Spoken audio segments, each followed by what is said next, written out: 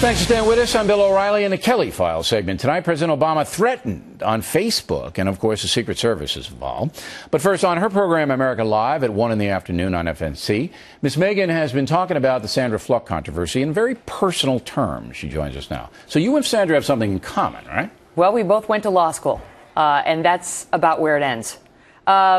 This story jumped out at me in a significant way, and our viewers reacted to it immediately when we aired the soundbite of her testifying. This is before the whole controversy really erupted. Because I, like Ms. Fluke, went to law school.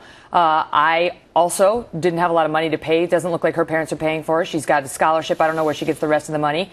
But we had very, very different attitudes about what it meant to be in law school.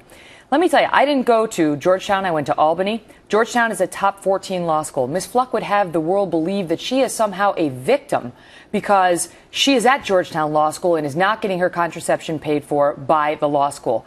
When I went to law school, which I put myself through for $100,000 of debt, I didn't expect anybody to pay for my health insurance, which I had none of, no health insurance. And I'm sure a lot of your viewers can relate right now because they too didn't have health insurance. They too didn't have anybody paying their way through college or through professional school. So I put myself $100,000 into debt, didn't have health insurance at all, never mind contraception coverage, and never once did I think of myself as a victim who needed somebody else to step in and pay for those things for me. But you went to law school in the 1930s, right? It's starting to feel that way. Aren't we getting early 90s? Aren't we getting more benevolent in this country now that we're extending the government largesse to people to make their lives better? I mean, isn't that the theme of the Obama administration? Ironically, I think that Sandra Fluke has done more to undermine support for that type of program, for the president's health care law, than anybody else in recent memory. But the polls show, the latest polls show,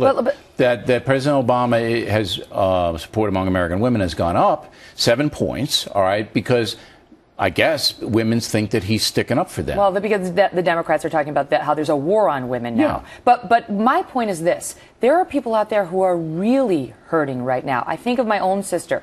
She doesn't have a job right now. She's a single mom of 3 kids, 2 of whom are in college. She does not care about where Ms. Fluke is getting her contraception coverage from. She cares about getting a job and hopefully getting health insurance for her family. She doesn't want to see our congresspeople wasting time talking about her contraception coverage of a Georgetown Law School student.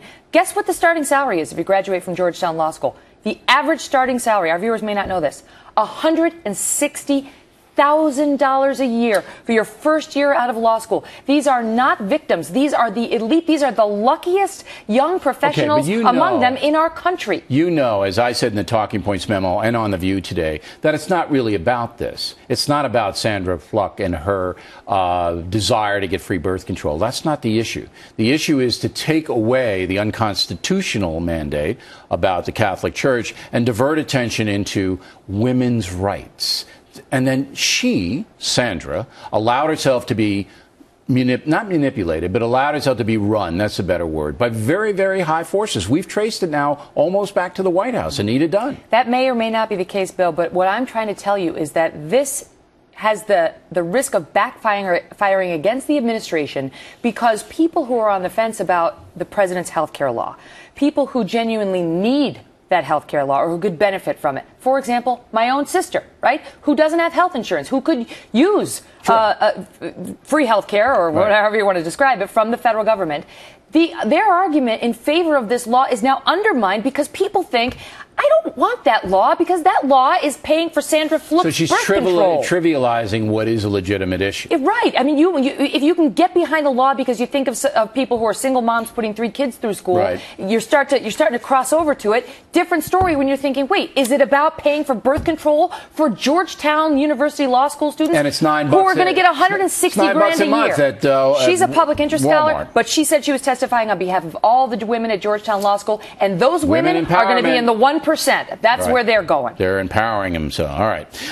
Just real quick, got 90 seconds. Florida man arrested for threatening President Obama on Facebook. Pick it up. It was pretty explicit what he wrote. The president was coming down to Miami, and he made these vile postings.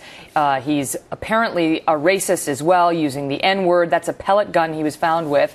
And it was detected on his Facebook page. He's been arrested, and he will likely go to prison. Okay, so Secret Service, obviously, you threaten a president. They get involved, the federal rap. Seems like the local cops let the feds know. All right, so they went down, they grabbed him. What could he get? He pleaded not guilty, I should say, so he's denying it, but he did admit, apparently, that these are his Facebook postings. So that's not good for him. He's likely headed to jail for between 12 and 18 months. It depends on whether they think he took affirmative steps toward fulfilling the threat.